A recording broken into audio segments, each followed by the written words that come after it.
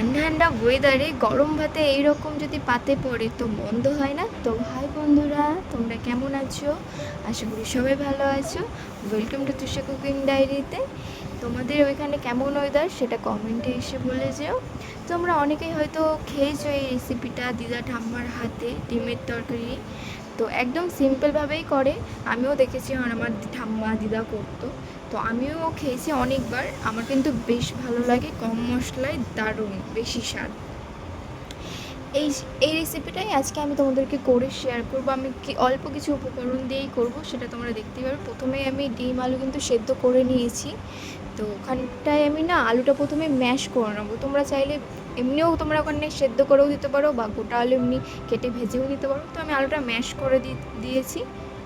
আদা জিরা বাটা, হলুদ, স্বাদ মতন লবণ, কাঁচা লঙ্কা বাটা, এছাড়া আমি আর কিছুই দেবো না। আমি এখানে ম্যাশ করা আলুটাও দিয়ে দেবো, দিয়ে ভালো করে কষিয়ে নেব। আমাদের এখানে ওয়েদারটা না খুব সুন্দর, মানে বৃষ্টি হচ্ছে ঝিরঝির করে, তারপর গাছপালায় ভর্তি, চাষবাস হয় এখানটায়। তো তো দারুণ লাগে বৃষ্টির ওয়েদার হলে, ঠান্ডা ঠান্ডা আবহাওয়া। তো তোমাদের ওখানে কেমন ওয়েদার?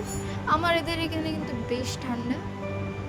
তো দেখলে এখানে আমি ম্যাশ করা আলুটাও দিয়ে দিয়েছি, একদম মানে ভালো করে কষিয়ে নেবো। ম্যাশ করা আলুটা কষিয়ে টষিয়ে এর মধ্যে আমি ডিমও দিয়ে দেবো, ডিম দিয়েও কষিয়ে নেবো। দিয়ে তুমি ফুটান্ত গরম জল দিলে না, ফুটান্ত গরম জল দিলে আরও জিনিসটা না দারুণ খেতে হয়।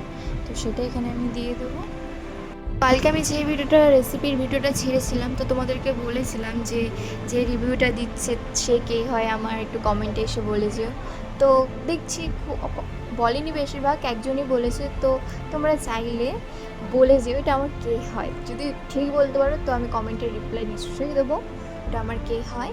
তো চলো, আমার রেসিপিটা তোমাদের সাথে কথা বলতে বলতে এখানে আমার হয়েও গেছে। গরম মশলা দিয়ে নামিয়ে নেব। তো তোমরা ভালো থেকো, সুস্থ থাকো, আমাকে বেশি বেশি করে সাপোর্ট করো যাতে আমি আরও এগোতে পারি। তো এখানে আমি কমপ্লিট আমার রান্না। তো বাই।